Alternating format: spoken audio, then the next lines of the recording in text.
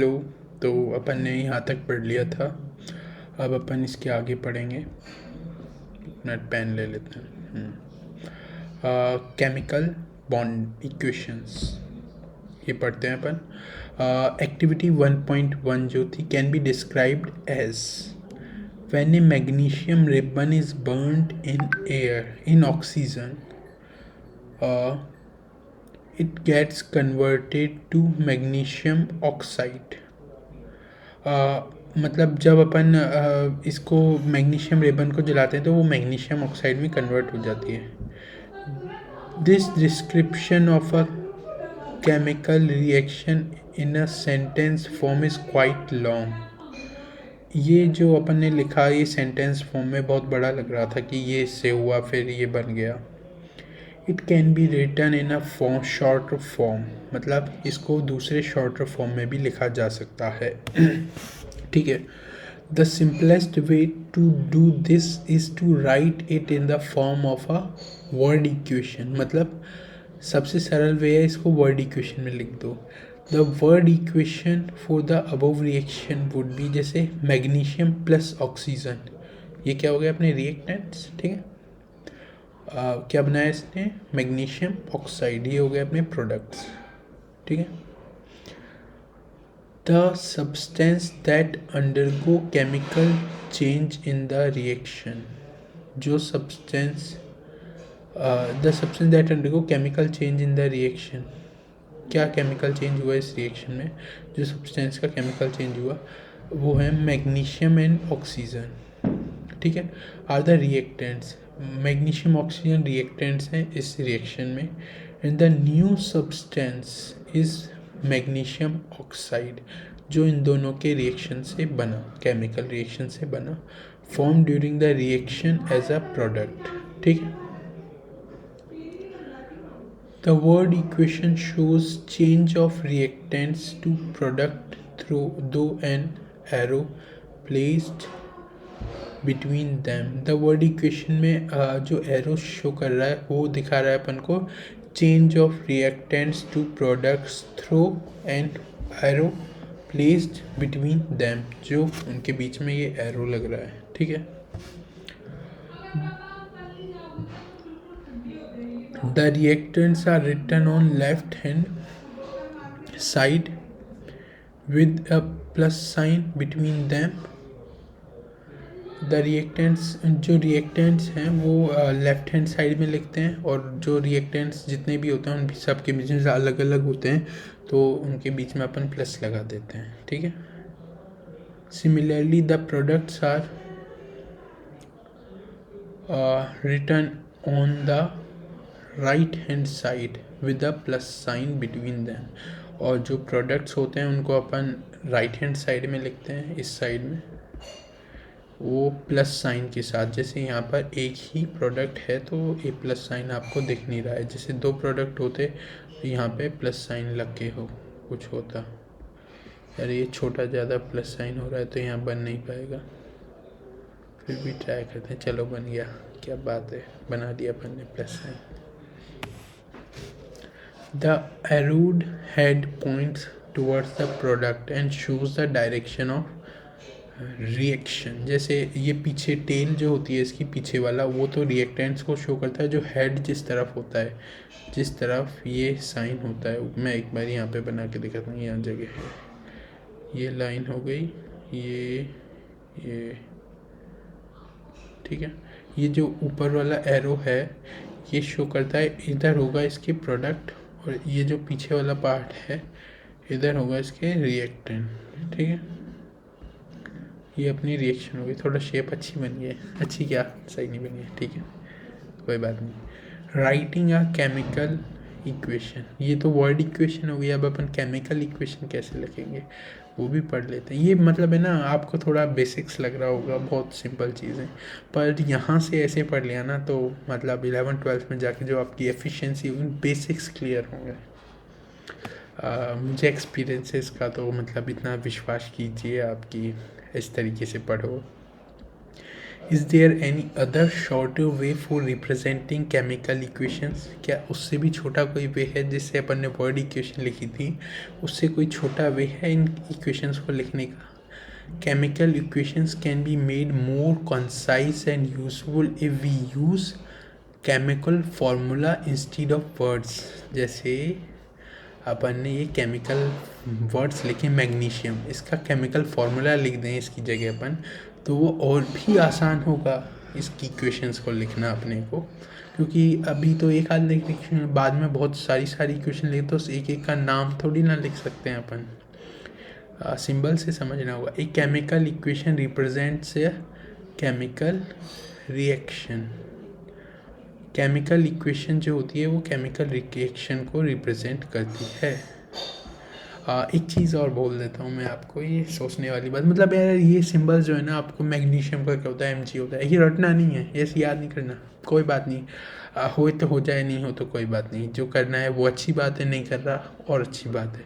और ना ये पेपर वेपर में ये बस है ना, आप पढ़ते रहोगे ना तो धीरे धीरे इतना परफेक्ट, मतलब क्या यार, ऐसे सोचना नहीं पड़ेगा आपको कि इसका सिंबल क्या होता है, मतलब इतना ट्रस्ट कीजिए कि मतलब मैग्नीशियम आपको याद हो जाएगा। ऑक्सीजन के लिए O2 लिखते हैं, ये सब अपने आप, मैग्नीशियम ऑक्साइड MgO अपने आप याद होंगे, बस आप मैं जैसे कर पढ़ा रहा हूँ वो पढ़ते जाइए, कुछ भी याद नहीं करना है आपको, बस समझते जाइए, कुछ भी याद नहीं करना है, फिर अपन जब कंप्लीट हो जाएगा तब बात करेंगे क्या होता है इन चीज़ें। If you recall formula of magnesium oxygen and magnesium oxide, मतलब पिछली क्लास में आ चुके हैं, the above word equation can be return as, मतलब इनके फार्मूला मैग्नीशियम का Mg होता है, ऑक्सीजन का O2 होता है, मैग्नीशियम ऑक्साइड का MgO होता है, ठीक है। तो ये अपनी रिएक्शन लिख दिया अपन ने, केमिकल इक्वेशन, ठीक है। Count and compare the number of atoms of each element on the LHS and RHS of the arrow. तो अपन काउंट करते हैं कितने एटम्स हैं हर एक एलिमेंट के, जैसे मैग्नीशियम का एक है, इधर भी एक है, ऑक्सीजन के यहाँ पे 2 हैं, यहाँ पर एक है, ठीक है। Is the number of atoms of each element the same on both sides? क्या दोनों साइड्स में एटम सेम है उस एलिमेंट के? If yes, then the equation is balanced. अगर हैं तो इक्वेशन बैलेंस्ड है, ठीक है। इफ़ नॉट, अगर नहीं है, then the equation is unbalanced because the mass is not same on both the side of the equations, ठीक है। क्यों मतलब अगर नहीं है ना तो क्या बोलते हैं, ये बैलेंस नहीं है इक्वेशन, क्योंकि जो मास है, जैसे Mg है, Mg इधर एक है, ऑक्सीजन है, ऑक्सीजन यहाँ पे 2 है, यहाँ पे 1 है, तो क्या 2 ऑक्सीजन और 1 ऑक्सीजन बराबर हो जाएगा? नहीं होगा ना। तो ये एटम सेम होने चाहिए, बैलेंस्ड केमिकल इक्वेशन, जो रियलिटी में जो इक्वेशन होती है अपनी, क्योंकि ऐसा तो नहीं है कि Mg के अपन एक एटम डालें, ऑक्सीजन का 2 डालते हैं रिएक्शन में, तो वो एक ऑक्सीजन का बना दे, एक Mg का बना दे, फिर एक ऑक्सीजन का खा गई, क्या दुनिया खा गई या आसमान निकल गया, बोल सकते, पता नहीं क्या होता है वो बोलते हैं, लेकिन ठीक है। Such a chemical equation is a skeletal chemical equation for a reaction. मतलब अगर अपन ने उसको बैलेंस्ड नहीं कर रखा, जैसे ये बैलेंस नहीं है, तो इस इक्वेशन का बोलेंगे skeletal.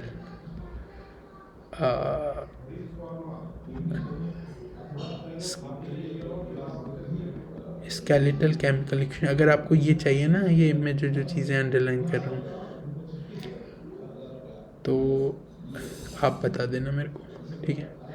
The equation 1.2 is a skeletal chemical equation for the burning of magnesium in air. मतलब अब पता है ये O2 क्या है, मतलब एयर में क्या होता है, ऑक्सीजन होता है, जब कुछ चीज़ जलाते हैं तो वो एयर से रिएक्ट करती है, एयर से नहीं, ऑक्सीजन से, तो उसको अपन बर्निंग ऑफ मैग्नीशियम बोलेंगे, ठीक है। याद नहीं करना, आराम से आप धीरे धीरे आप समझने लगोगे क्या क्या चीज़ें होती हैं, ठीक है, थोड़े छोटे हो आप। तो बैलेंस्ड केमिकल इक्वेशन पढ़ें, कहाँ तक है ये स्टेप है, छोटे छोटे स्टेप है, इतना बड़ा दे रखा है, चलो पढ़ लेते हैं। बैलेंस्ड केमिकल इक्वेशन पढ़ लेते हैं। ठीक है।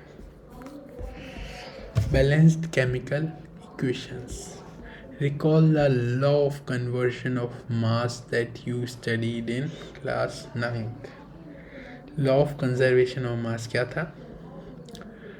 the mass can neither be created nor be destroyed in a chemical reaction. मास को क्रिएट नहीं किया जा सकता, डिस्ट्रॉय भी नहीं किया जा सकता chemical reaction. That is the total mass of the element present in the product of a chemical reaction has to be equal to the total mass of element present in the reactant. जितना मास reactants में present होगा उतना ही मास products में present होगा। ठीक है, ये law of conservation of मास था जो अपन ने 9th में पढ़ा था। In other words, the number of atoms of each element remain the same. मतलब दूसरे शब्दों में नंबर ऑफ एलिमेंट्स जो हैं रिएक्शन में दोनों तरफ वो सेम होंगे। ठीक है, before and after a chemical reaction. ठीक है, hence we need to balance a skeletal chemical equation. तो अपन को ये स्केलेटल केमिकल इक्वेशन जो है इनको बैलेंस करना पड़ेगा, जिसको सही हो वो रिएक्शन, जिससे मतलब अपने law of mass of conservation of mass valid दिखे। Is the chemical equation 1.2 balanced? Let us learn about balancing of a reaction step by step. ठीक है, तो आप छोटे हो तो स्टेप बाय स्टेप सिखाना पड़ेगा आपको। चलो कोई बात नहीं, सिखाते हैं। ठीक है, the word equation for activity 1.3 में बी रिप्रेजेंटेड एज, एक्टिविटी 1.3 में zinc plus H2SO4 sulphuric acid gives zinc sulphate plus hydrogen. इस वाली को बैलेंस करते हैं। ये तो बैलेंस नहीं है ना, मतलब हाफ 1/2 लग जाएगा यहाँ पे, तो आधा ऑक्सीजन हो गया। मतलब आप सीख जाओगे, अभी मैं बताता हूँ रुको। द अबोव वर्ड इक्वेशन में be represented by the following chemical equation. Word equation को अपन ऐसे लिख सकते हैं chemical equation, zinc plus H2SO4 gives ZnSO4 plus H2। Zinc में अपन सल्फ्यूरिक एसिड डाल देंगे तो जिंक सल्फेट प्लस हाइड्रोजन, ये बन जाएगा। Let us examine the number of atoms of a different element on both sides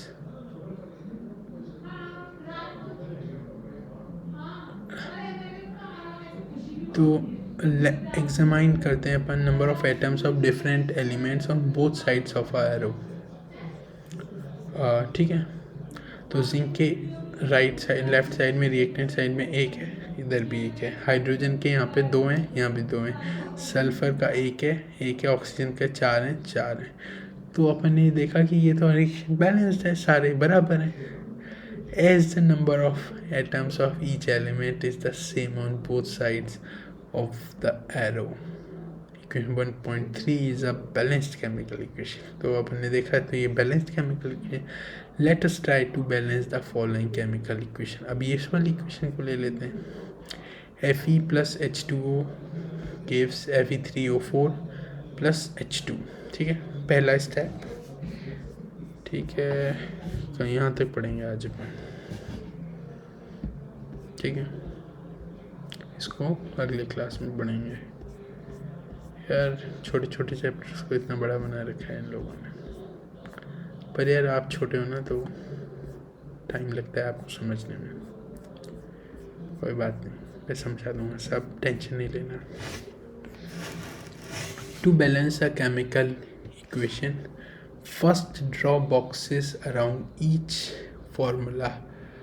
do not change anything inside the boxes while balancing equation. मतलब पहले आप जैसे ना जो स्केलेटन होगा ना उसके अक्रॉस, जैसे फेरस हो गया H2 हो गया, O3 Fe3O4 हो गया, H2 हो गया, इन सब के अक्रॉस बॉक्स ड्रॉ कर लो। List the number of atoms of different element present in unbalanced equation. Total number of atoms देख लिया अपन ने। फेरस का 1 है, हाइड्रोजन के यहाँ 2 हैं, 1 2, ऑक्सीजन का 1 है राइट साइड में, फेरस के 3 हो गए, ऑक्सीजन हाइड्रोजन के 2 हो गए, ऑक्सीजन के 4 हो गए। ठीक है, यहाँ ये लिखिए, टेबल बना ली। ठीक है, It is often convenient to start balancing with the compound that contain maximum number of atoms. मतलब आप पहले उस कोई को भी कर सकते हैं, पर जिसमें सबसे ज़्यादा नंबर ऑफ एटम्स प्रेजेंट, जितने एलिमेंट्स प्रेजेंट हो ना, उसको बैलेंस कर लो, जिससे कि आपको बाकी सबको बैलेंस करने में आसानी हो. It may be A reactant और अ प्रोडक्ट. ठीक है, वो रिएक्टेंट भी हो सकता है, प्रोडक्ट भी होता है. इन दैट कंपाउंड, इस कंपाउंड में the select the element which has the maximum number of atoms. तो अपन कौन सा एटम सेलेक्ट करें? आयरन सेलेक्ट कर लिया जिसमें 3 है. ठीक है. Using this criteria we select Fe3O4 and the element oxygen in it. अच्छा नहीं, 4 हैं. हाँ, 4 हैं भी, 4 हैं. और सबसे बड़ा कंपाउंड ये हो गया Fe3O4. सेलेक्ट कर लिया. ठीक है. There are 4 oxygen atoms on right hand side और only 1 on left hand side. इसके चार यहाँ पे हैं और 1 यहाँ पे. तो इसको अपन को बैलेंस करना है. To balance this oxygen atoms, initial 1 है, इधर 4 है. इसको 4 से मल्टीप्लाई कर देंगे तो कितना हो जाएंगे? 4 हो जाएंगे. तो H2O को अपन ने 4 से मल्टीप्लाई कर दिया, यहाँ लिखा दिया.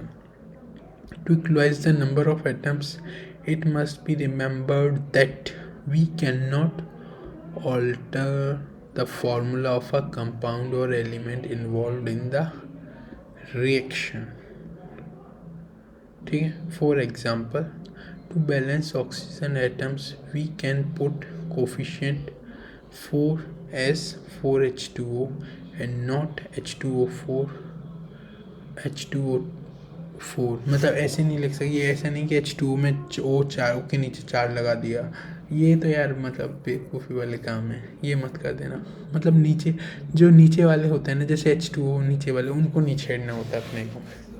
इतना तो समझते ही होंगे यार आप. Now the partly balanced equation becomes,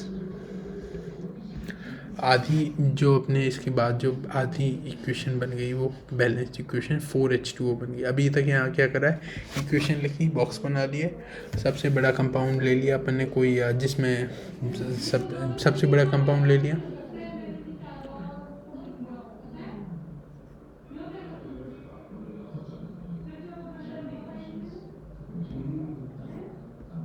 चलो कुछ देर बाद